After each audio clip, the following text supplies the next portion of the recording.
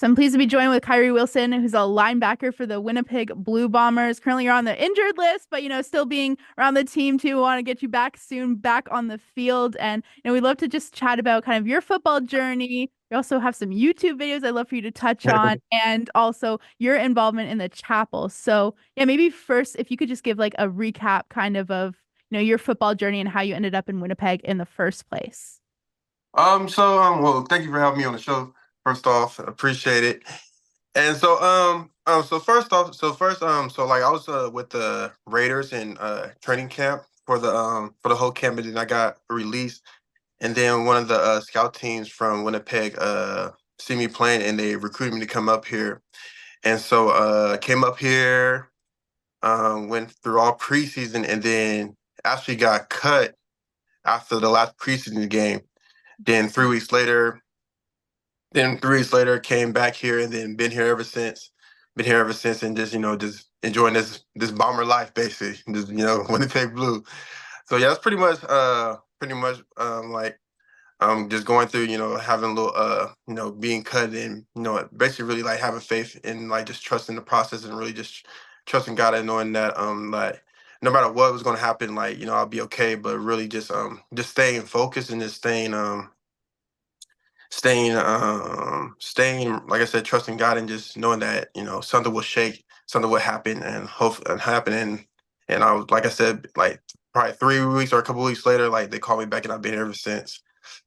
And maybe trying to go back in time a little bit, and when you were in that moment, you were just cut kind of right at the end. What was that like? Because you're saying trust God, which everybody is like, okay, that's good, Yeah. but it's probably a lot easier said than done. Oh yeah, it's definitely a lot easier. I know it's definitely a lot easier said than done. Like so, like I'm gonna be honest with you. So like when I got cut from here, because after getting cut by the Raiders, I'm like, this, and now getting cut from the CFOs, like at first I'm not gonna lie, like at first it was like, this is it. Like I thought like this is it. Like now I'll probably go like thinking like at the same time like thinking about like maybe I just go start my career, my criminology, maybe go find something in criminology to do because that's where I got my degree in.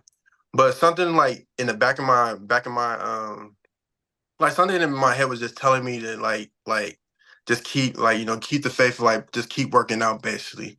And so I kept going to the gym. I started going to the gym, like kept going to the gym, and then like I said, a couple weeks later, my agent called me and said like the Bombers want you back, and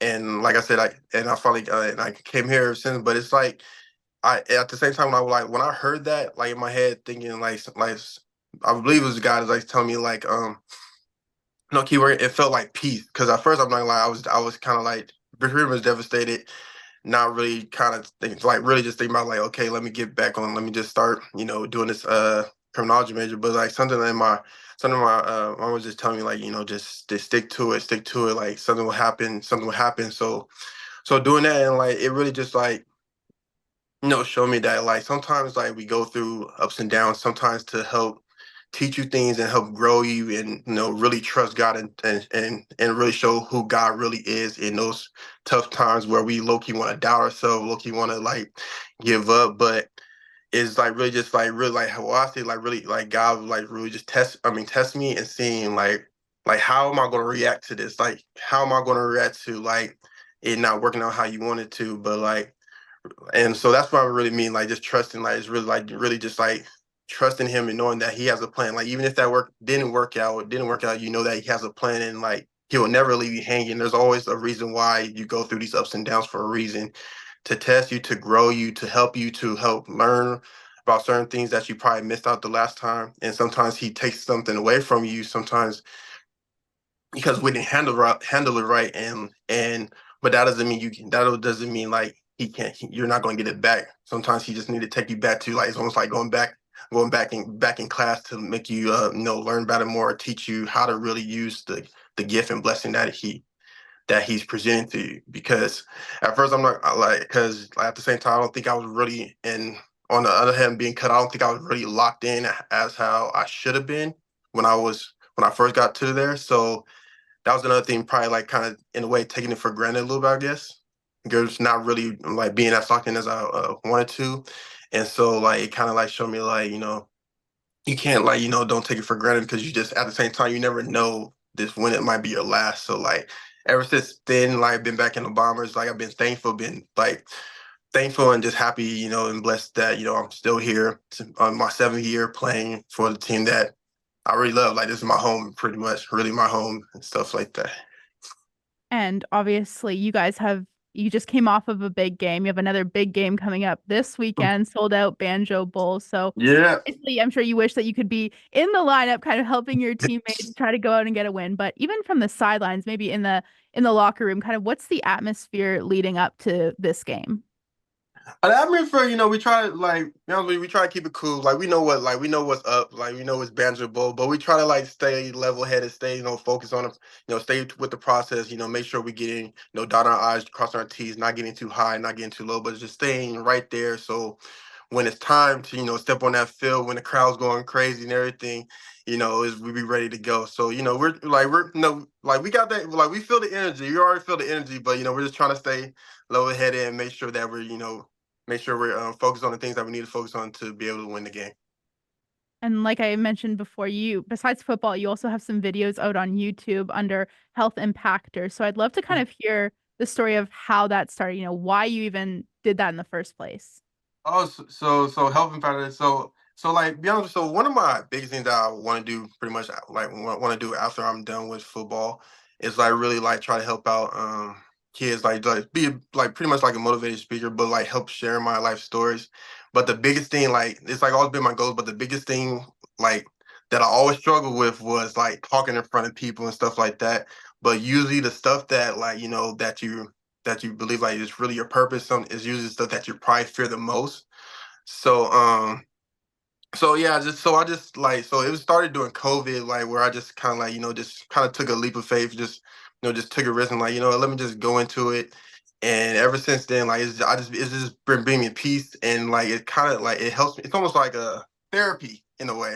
Okay. It's like therapy, just sharing life experience and just sharing life experience, just like helping people that might be going through the same thing or close to going through the same thing. And I just want to just be able to share my life insurance, and you never know who I might be helping or who I might be sharing this to that might be in the same boat or might be going to the same boat. So giving a heads up. So it's just something that I always wanted to do. It just like it took me a long time to even get to that part because like I said, I was my biggest like fear was like talking in front of people. I never really like talking in front of people, but but it's like helped me get out my comfort zone really and being able to open up more to help share, express the feelings and express, what God and what God meant to me in my life and things. Well, I mean, just from the few minutes chatting with you now, I think you're doing a great job talking from the camera. I'm sure years in Winnipeg has probably helped that as well. Doing these YouTube videos has probably helped. But, by doing these videos, has there been like maybe messages that you've gotten from, people that maybe you don't even know, but they've just like, okay, something you said encouraged me or something like that? I mean, I have like probably like one or two, but like a lot of it, like I said, it's still like at the beginning stage, but like a lot of it, even like some of my teammates, like because they follow me and stuff, and they really like what they're like what they see what they hear and stuff, and they like talk about it and stuff like that, saying like, man, that's good stuff that you're doing. Like, and a lot of them still don't know that I do it, and so so like they're like, really? You do like you have another you be doing like basically like motivation speaker or like just talking about it? I'm like, yeah, I do. But yeah, so like it's been good, really. It's been really good, like good little like good reviews, I guess you say, I guess good feedback and stuff like that. So yeah, it's been good. It's been good. And in your like busy schedule, how would you say you keep your faith as a priority? Obviously in these motivational talks they say on YouTube, you have that incorporated into them as well, so that helps. But even just like day to day in football and your personal life, like how do you keep your relationship with God kind of a central part? Just like in everything, pretty much everything. Like wake up, first thing I do, wake up and like make sure I start pray, pray, do my prayers just to get my mind focused on Him, and then like I like to listen to gospel in the morning to really like just start, just like have a just something like a little bit therapy, but also just get my mind right and stuff like that. So really just starting with the little things, praying, listen to the gospel, and then just taking everything and just and just how you say it, and just like just going out there and just really remember why you're doing this and why why and just being thankful every time I do it, thankful for every time I step on the field, and just just making sure that like at the end of the day, no matter how hard it gets, hard sometimes practice, like let's be honest, like practice sometimes does it gets tiring sometimes, but you just gotta make sure you just you got like I always think about too, like I could be at home right now. I did get cut back in the day, so I could have been home. So you just gotta be thankful for every moment. So really just like just remembering where you came from and how far you came along, and not taking the day for granted or the moment for granted, because you like I really couldn't I really couldn't I mean I really couldn't I mean I really I mean I couldn't I didn't have to be here, like really, if that was really if so yeah, so really just not taking it for granted, just remember why you're here, and like and just just staying just putting your focus on God and just trust. And how would you say being a part of the chapel and doing Bible studies and things like with the team and everything, how has that really strengthened your faith? Oh yeah, it strengthened a lot, especially when I was younger. Like, because he's a travel leader named Drake Nevis that he used to play for the Bombers, and we used to hang out a lot. I used to see how he carried himself and stuff, and it taught me how to like, and it made me want to do better, and actually like, be hold myself accountable. So like even like hanging out with the older vets and just seeing how they move and seeing how they carry themselves, like helped out a lot, just holding me accountable, and just just being able to be open with one another, and knowing that like, because in chapel, like you go in chapel and you talk, but then you start hearing other people's stories and you realize like, dang, we're not that much different from each other. We all we all pretty much going through the same stuff. So it's just a good and refreshing knowing that you're not alone, basically, not alone, and it's like you got people in the chapel on the team that you could talk to, and be able to feel comfortable talking to somebody about it, and instead of just holding everything in and thinking that you're just by yourself and like only you could do it, basically. And I'm sure like also just being in the same like career, obviously that must have some camaraderie too. You guys are all going through like the games and practices, everything like that together too. So that must It's, be a good common ground. exactly. And what is that like? I mean, you mentioning that you were kind of under older guys' wings when you first came, and now Mhm. you've been in Winnipeg for 7 years. You said, what's it like to now have like other guys probably looking up to you, and you're kind of playing that mentor role to them?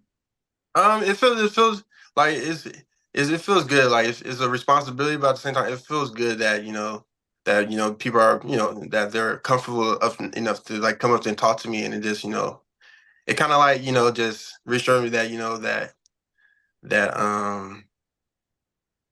I'm doing that I guess reassure me that I guess I'm doing good, but doing like being doing good, or best basically like doing something that's making them want to ask questions, and seeing something bigger than me inside of me, showing that they want to talk to me, that they're open to talk to me about whatever they might be going through. And so it's a good feeling. It's a good feeling being able to help, because it's just like because people help me, so why wouldn't I help the other people that might be asking questions? So it's a good feeling.